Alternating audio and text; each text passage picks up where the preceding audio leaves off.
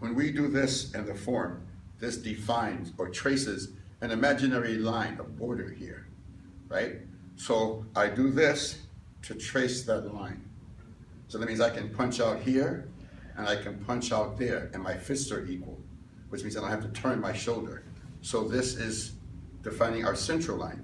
The center line is constant. The center line never changes. It divides your body into two equal parts. But in actuality, in our system, we fight out here. See? And we punch out here. See? Now watch. See? My guard is on my central line. My center line is facing away from my opponent. If I had my guard in my center line, look, there's a line to hit me. Mm-hmm. So basically we fight side body at an angle. We don't fight square. Mm-hmm. So that's what this part of the form is doing. Okay? Okay, when we do a tansal, we started here. So I'm covering my middle gate and I'm working my way up to covering my upper gate. Now obviously I'm not going to use it like this. It's going to be used to the side for a punch coming to the side. Now some Wing Chun systems stop it here, and that's okay because I can use a mid-level tansal. Okay, say he throws a mid-level to my rib cage round kick. I use a mid-level tan. See, do it again. I do a gamsao at a time. So he kicks, I can go and then do techniques. So a mid-level tansao is okay. But if he punches to my head, with a round punch to my head, I want to do a tan here in my center line. And the bend of my wrist should be parallel to the tip of my nose.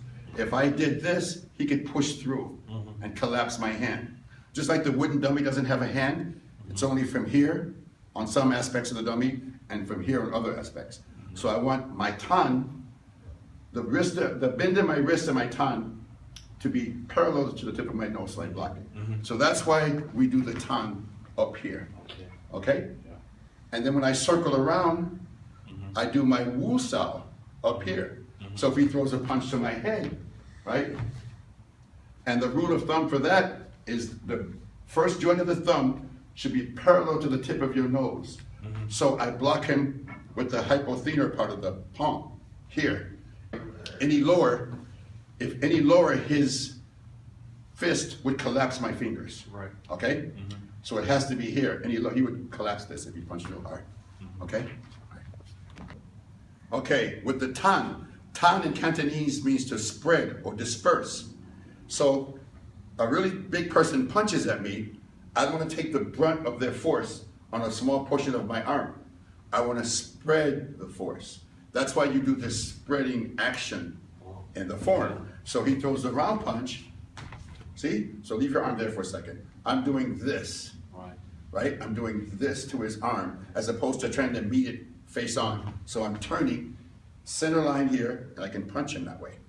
So this is a center line tansao. We also have a tansao on the central line, but we're not going to do that right now, okay?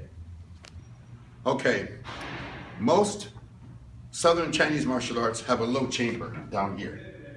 You know, I studied Fu Jiao Pai, Hung Gar. They do this. Wing Chun has a high chamber. And the reason for that is it makes you breathe with your diaphragm. If you have a low chamber, I can do thoracic breathing. But if I hold my fists up, it forces me to breathe from my diaphragm. It restricts my chest. So that's healthy for you. Another thing is you want your fist to be at least 2 fingers off your body, because the right side of your brain controls the left side of your body and vice versa. So as I'm using one hand, if this hand is resting here idly, I'm not using the right side of my brain. So this forces you to think about the left side of your brain, or the opposite side of your brain. So as I'm going forward, this has to stay 2 fingers off my body, at least 2 fingers off. Otherwise, I'm just laying it here, resting, doing nothing. You need to be able to use both hands independently, right? In Wing Chun, we're a 2-hand system, okay? So the gansao, plow. So a plow is a blade that goes through the soil, and back in the old days, they had a beast of burden, maybe a water buffalo or whatever, and the beast goes forward and the blade goes through the soil. So a plowing action is straight out. So let me borrow you for a second. So you do a gansao, facing the camera. Facing the camera, do a gansao. Okay, notice this is in the center. So this is our gansao. But if you come over here a little bit and see, this isn't going to protect him here. So he has to turn to face the point of contact. That's still in his center line. And when I push, he's got some strength. If he does this, there's no strength. There's only air behind this. The other way is his body. So some Wing Chun styles do tan and they do that. You can't see a beast of burden walking sideways plowing. It has to plow in a straight line. This would be more like a low busao, this motion here. There's nothing behind here, so if you came and punched here, you push right through, push, right through. Let's do the other side. If I did this punch, you'd push right through. I only have the muscles in my upper back, upper shoulder to stop him. But if I turn this way, punch, my body's behind it, you see? My body's behind the block, okay? So that's why we do the gan straight out like this. Of course, it's not gonna work for a punch this way. I have to face the point of contact and then strike, okay? Okay. You don't want the wrist of the bong sao in your center. That's weak. You want to point to chu, Chinese measurement for acupuncture and traditional Chinese medicine, to chun, that point in the wrist. Right? With your wrist in the center, I collapse it easily. So the wrist shouldn't be in the center. For one reason, if you're my opponent with the camera, my elbow's pointing out there. Now my elbow's pointing towards you. So you want this in the center, not the wrist bone, okay?